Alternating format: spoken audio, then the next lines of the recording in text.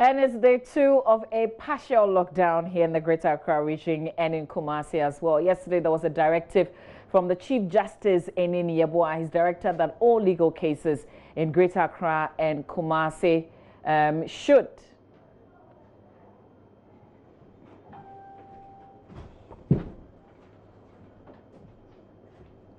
should be adjourned to May and June 2020 following the restrictions of movement of persons resident in these areas in the wake of the COVID-19. Well, although the president exempted members of the judiciary from partial lockdown, Justice Enin Yeboah said lawyers, litigants and other court users do not fall under the exempt category and must therefore stay at home.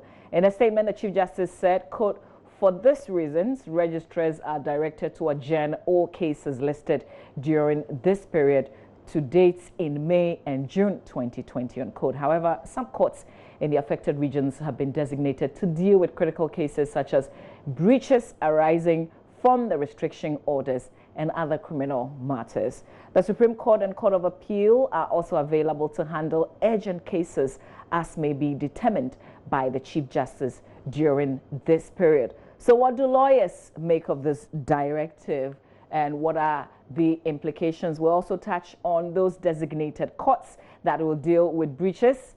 How smoothly can justice be delivered in these times?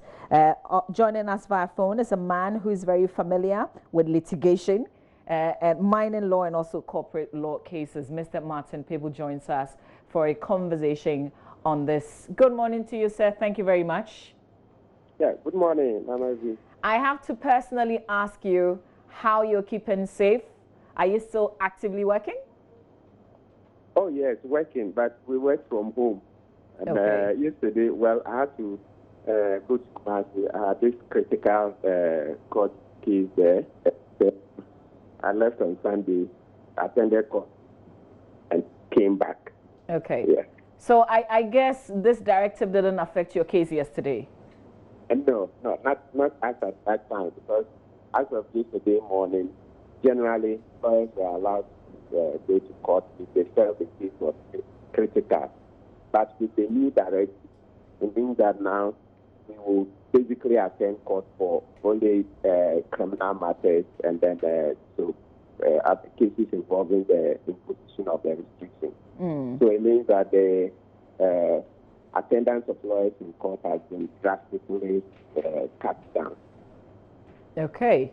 And how is that affecting, or how's that going to affect lawyers and the cases that you're handling? Okay, so the positive side is that generally this would help us, at least to the extent that we are not going out, it would help to reduce the potential risk of contracting the virus. I think at this time I would borrow the words of the existing teacher who says the virus is like when you move with it. If you stop, it also stops.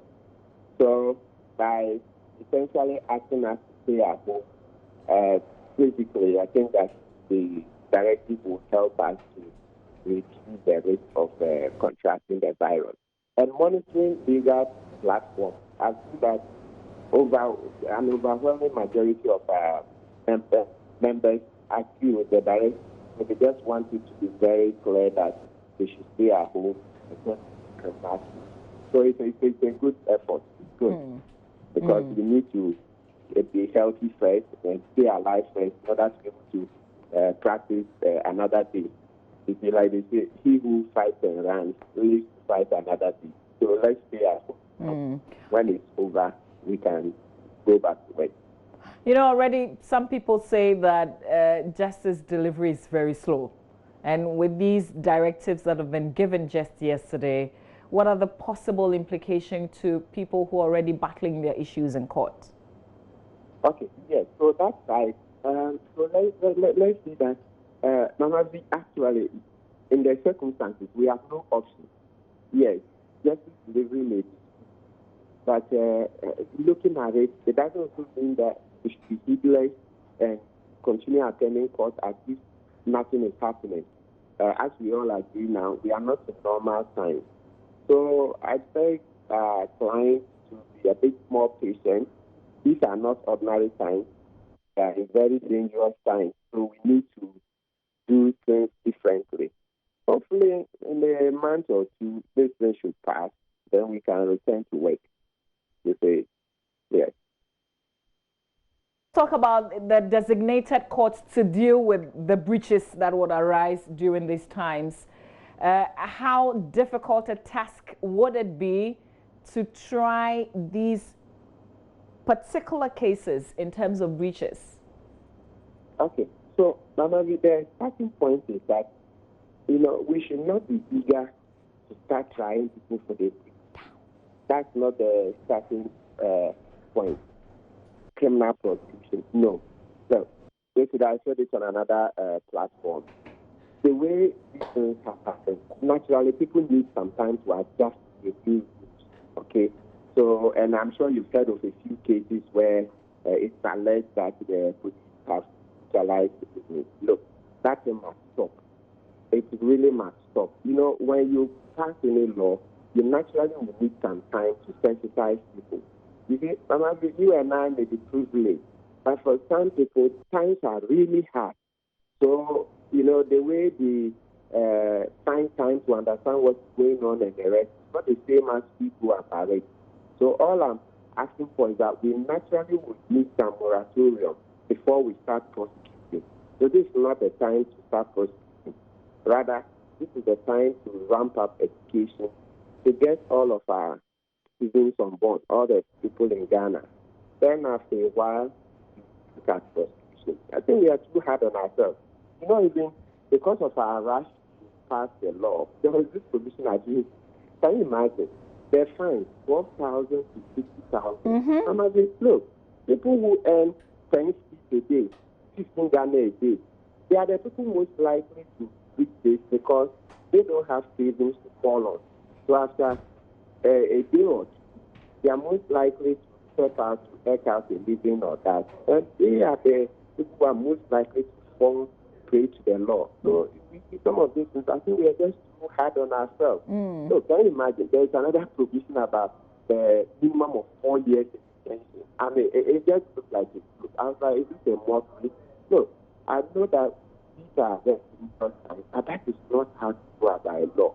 You don't make a law in such a way that you would, when you unleash it on citizens, somebody would rather even think that the lawmaker is place, not the citizen. Look, in South Africa, there are maximum sentences 6 months, and then we put in minimum 4 years. I don't know why we think that old thinking that ramp up sentences so that would scare people. No, that's not it. Because you don't, no matter what, some people will fall foul of the law. And then you see that you will be compelling the judge to implement such a monstrous law. I don't know where we're looking. I think we're also working. I just didn't see that provision. Minimum of 4 years for breaching the imposition of restrictions. It is crazy. Next time, maybe as citizens, we should be more vigilant. We should have people. You see, that's one thing that our society lacks. We should fund civil society organizations that can dedicate themselves to watching out for these things. But Mama and I are talking to me at the time they were passing this law. Most of the time, I was going to court. A lot of lawyers were busy trying to serve clients. So our civil occupation was not scrutinizing their case. But now that, we've been kind of locked down, there's more time, and because we asked to do this, I went to read again. Then I saw the penalties. I was like, are we really serious? No, we shouldn't do that as a nation to ourselves. So in South Africa, where you put the maximum at 6 months, is it that if you catch in South Africa, the blood that comes out is different from the blood that comes out of the Ghanaians? But I guess it's too late now. We all missed it, didn't we? It's not late. What we need to do is that we have to make it very clear to the authorities that prosecuting people should not be the emphasis now. Prosecute, just like remember we passed a law on Okada. Okada. It's been several years now. We are not able to implement it as such, right? So this one is not encouraging the truth be told. The law must be such that it helps citizens. It shouldn't serve as a trap. The law shouldn't destroy citizens. So what we're saying is that at this time, we should ramp up education. And in actual fact, the police and the military themselves show the way in their cities before the 1 a.m. Start time on Sunday. What they said was that it's going to be a main exercise. It's a humanitarian exercise, not a combative operation. So we want to hold them to that.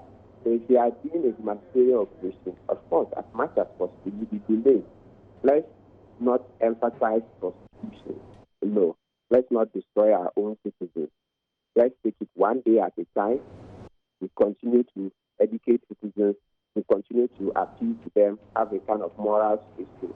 And then with time, we will see whether we should prosecuting people in court over this restriction. So as we're here, let me ask about some concerns that have been raised. We've seen videos, and these days you want to be careful, what you take in as proper news, especially when it's coming from social media. We've seen some people being punished as a result of so-called breaches of these directives. Which one is better? Going that you say is harsh in some instances, or asking them to either kneel, squat, or do some instant punishment? I think this is what we're taught to call being caught in a rock and a hard place, right?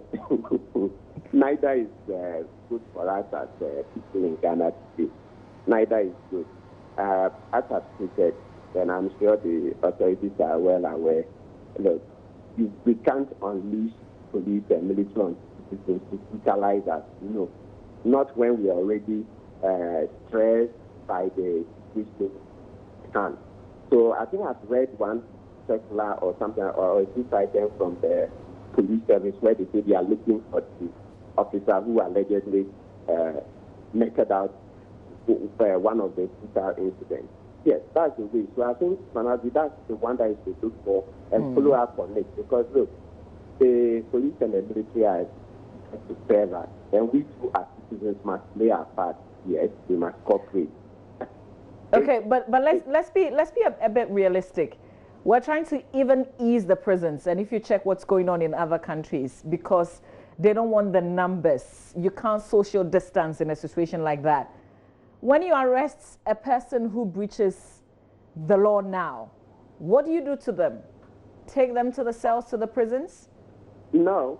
The Chief Justice brought out a directive earlier on that at this time it's encouraging judges to grant bail.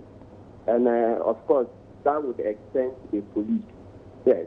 So it's not the number. So when it comes to this imposition of the restrictions, it's not something I expect that people should be thrown into police custody, left, right, center. No. They would do it sparingly.